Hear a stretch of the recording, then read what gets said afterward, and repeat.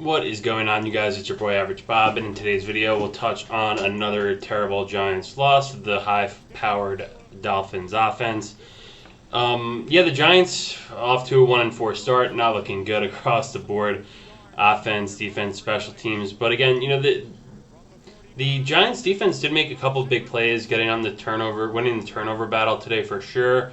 You had the Jason Pinnock, 102-yard pick six. Bobby Okereke also had a pretty sweet interception, and then the fumble recovered by Thibodeau earlier. But this is really how the day went for the Dolphins, being able to do really whatever they wanted. This was a complete mismatch, too, for the cornerbacks like Trey Hawkins and Deonte Banks. I mean, they're going against Tyreek Hill and Jalen Waddle. You see later in the game, too, when Tyreek Hill burns, I think it was Hawkins, in zero coverage. There was no one over the top, no one to help, and it was just kind of a disaster of a defensive play call and mismatch. But here's the thing that happened all day for the Giants, and this is what has been the key really all season, is with the banged up offensive line, you have Daniel Jones consistently getting his ass kicked week in and week out. I think it's been like 18 sacks in the last 2 games now or something crazy along those lines. You finally got it to a point where now people are getting injured. Between Evan Neal and Azudu, I don't even want to call them by their actual names anymore because they are so bad and they're really hurting the team.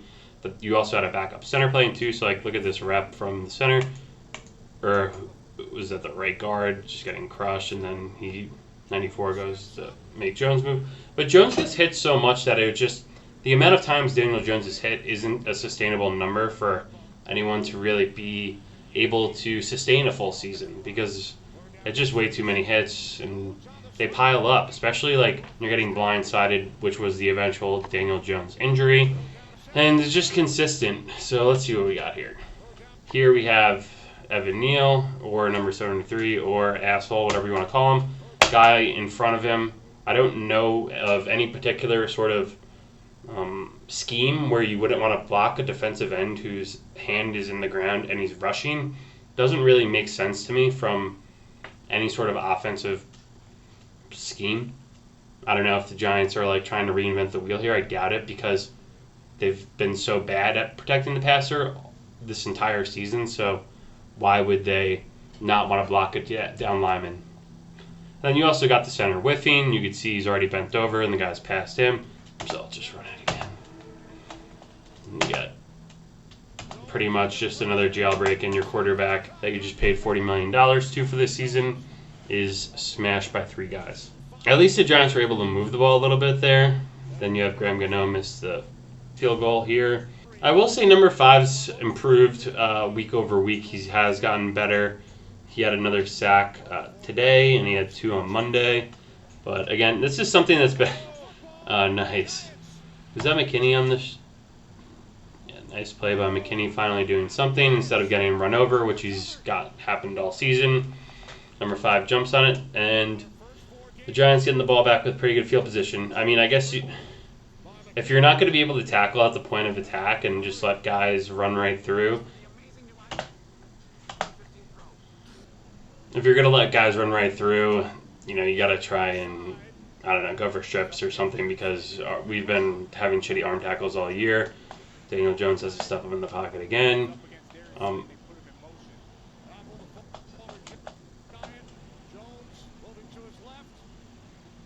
Hyatt trying to do everything he can to get the ball there. This team, I really don't understand how this also gets fixed to make any of this better, because it's been just so consistently bad, and what I said, right? Consistent throughout, consistently bad. I mean, look at this hole. You already got the center through. That was a pretty good block by the left guard. Left tackle, or tight end. Yeah, looks like tight end, taking him out. And look at that hole. Look at that crease. And then you're off to the races. And yeah, this guy is so fast. When they showed during this game the fastest runners all season, it was Tyreek Hill and a chain like the entire time. It was kind of just crazy. A-Chain's pretty good, man. Talk about the scouting department, but for the Dolphins actually doing something really good and finding a little bit of a diamond in the rough there. And then he's off to the races. No one can catch him. So you've been outrushed. You hit 12 to whatever. 3rd and 10. Giants actually throw a ball at this. It's still short, but hey, it goes for a first down. I think that's been one thing that's also been pissing me off this entire season. And I guess it's just because, when your quarterback gets smacked in the face 30 times a game, he doesn't want to stand in the pocket and take a hit anymore, It's kind of like a cause and effect sort of thing. And the effect of that is that on third down, another pass that's short of the sticks, but the runner has a little bit of space and is able to get there. Brutal penalty on number 75 here. If you want to see textbook holding, look. He's got his arm. He's almost choking him there. Right guard is getting stepped on. Oh, my God. Center's on the ground. Free runner at the quarterback. And there you go. I mean, we don't have to spend too much time breaking down every single sack because we'd be here for 4 hours if we did that. Gano redeems himself, and he's probably one of the more consistent players on this team. Tyreek Hill getting some space. I mean, this was something that we thought would happen going into this game, right? Like, quick, fast player like Tyreek Hill against a rookie secondary pretty much is a complete mismatch. And I really liked how they designed that play call. Like, the Dolphins are getting people in they use motion very creatively, and it almost works as like just getting so many people out in front, which is great. This one was a terrible read by Tua. Let's look at this one. 14-3 on the 4-yard line, 3rd and goal. You're going in here. This wide receiver is stopping his route here, but you could see he's just trying to fit it in such a tight window. Look, because you got Okereke just sitting here. And Okereke almost picks it himself. And I think that's Flott also in front of the wide receiver. So 2 guys almost could have picked that. Then it just pops up to Jason Pinnock, who takes it 102 yards. So it was pretty fun to see a pick six. I think Landon Collins might have been the last guy for the Giants to have a pick six. Just trying to think off the top of my head in that Colts game and what was that, New Year's Day last year. But first game where the Giants were actually able to generate turnovers within the turnover battle, and this was also their first score in the first half of any game so far this season. Still not an offensive touchdown. No. Yeah, I'm pretty lost, honestly, for what the offense has to do at this point in time. And it's going to be interesting to see, as Jones did get injured in this game, like how much time is Daniel Jones going to miss? And what will the offense look like with Tyrod Taylor? And if Tyrod Taylor starts next week, is that technically a revenge game for him on the Bills, against the Bills, his former team? It is funny, though, when you're watching these other teams play, and the Giants just struggle to get anything going offensively. And these teams are just going 2nd and 9, 2nd and 9, first down, 1st and 10, 12 yards. Like, constantly just getting good play by Kayvon here. They showed this one. Also, look at this. This is another false start. Look at this left tackle right here coming up. Good left tackle.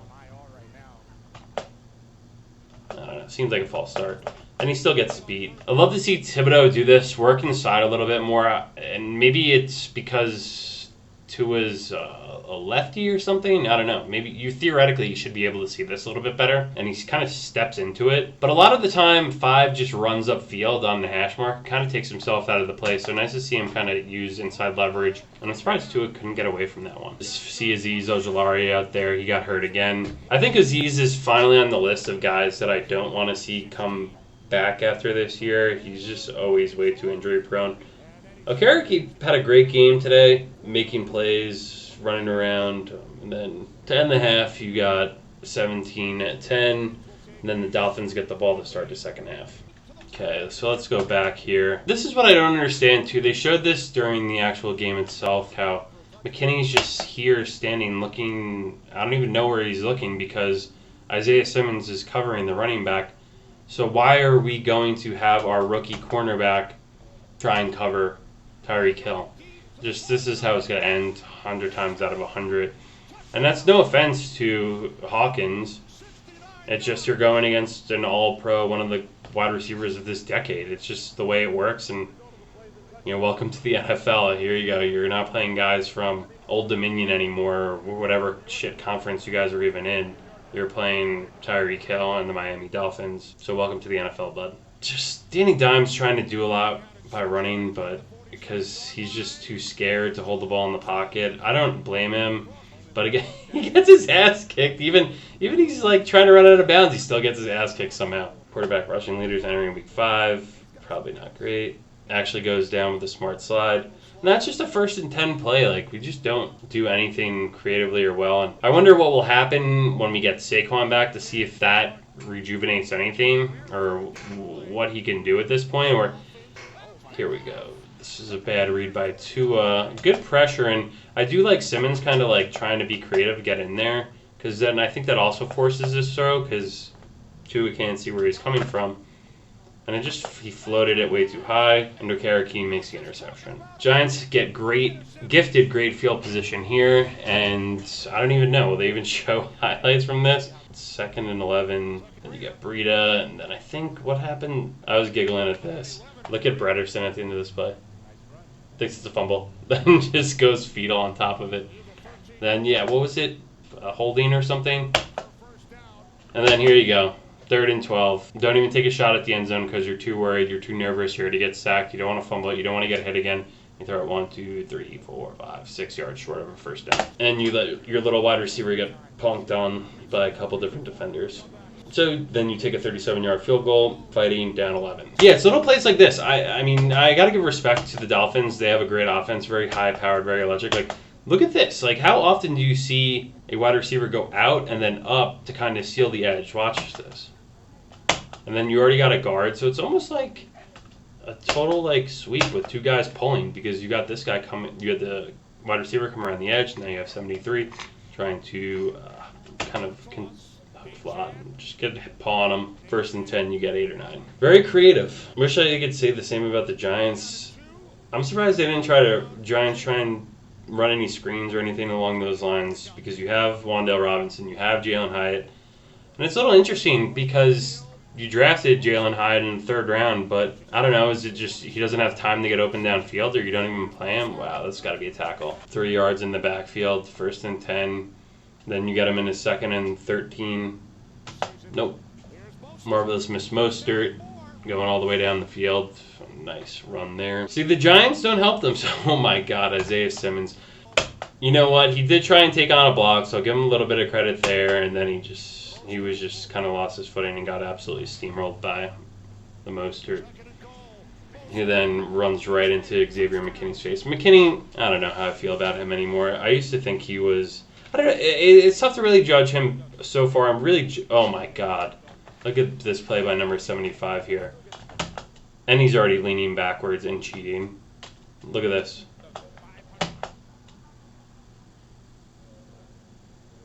I mean, you're better off just standing there and just having him run into you. Like this, you trying to block is a problem. You might as well just like stand there and just let him run over you. Like, it just, also the Giants allowing this to happen. I mean, here you go. This is the play Jones gets sacked on. Ball's almost in Jones's hand, not even moving. Going airborne here because you're like, oh shit, another sack from giving up. I might as well sell out and look like I'm trying. But I'll get our $40 million quarterback hurt. Get the fuck off the field. And then the great Matt Pert has to come in because the Giants have finally seen enough. You got our quarterback hurt. You've shown no signs of improvement. So why not bring in Matt Pert, the UConn project from the David Gettleman days, and then same. It's almost what the definition of insanity, right? Doing the same thing over and over again, and fuck. It's the definition of insanity, right? Doing the same thing over and over again and expecting different results. The Giants doing that by insanity got their quarterback hurt. Daniel Jones is a tough mofo. I'll give him credit because I think a lot of other people would have checked out.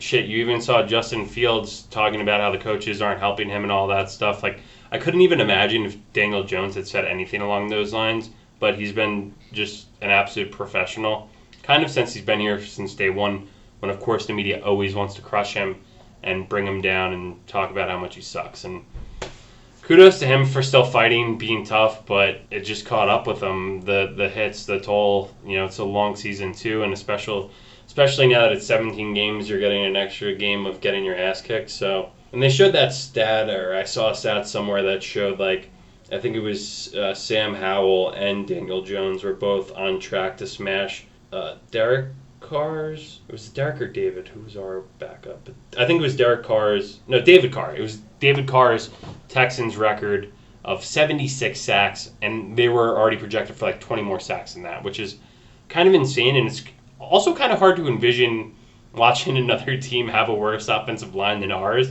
but I guess the Washington Commanders do. So then you get the 4th and 3 here. Tyrod Taylor kind of just trying to do everything. Oh, Evan Neal, this is my favorite. This is my favorite one. This is what I love here. Watch Evan Neal.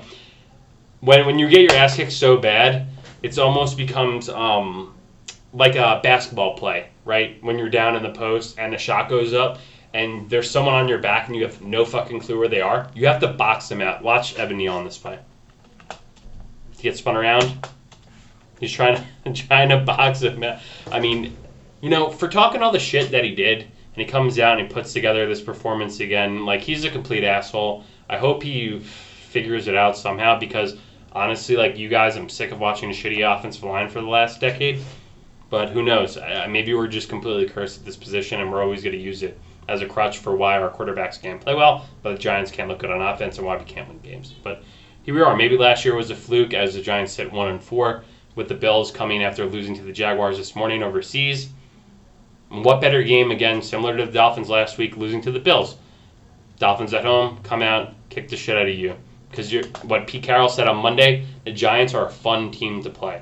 Or the quote was like, we had fun playing the Giants. It's like, yeah, no shit, you had fun because you're doing whatever you want on offense, defense, or special teams.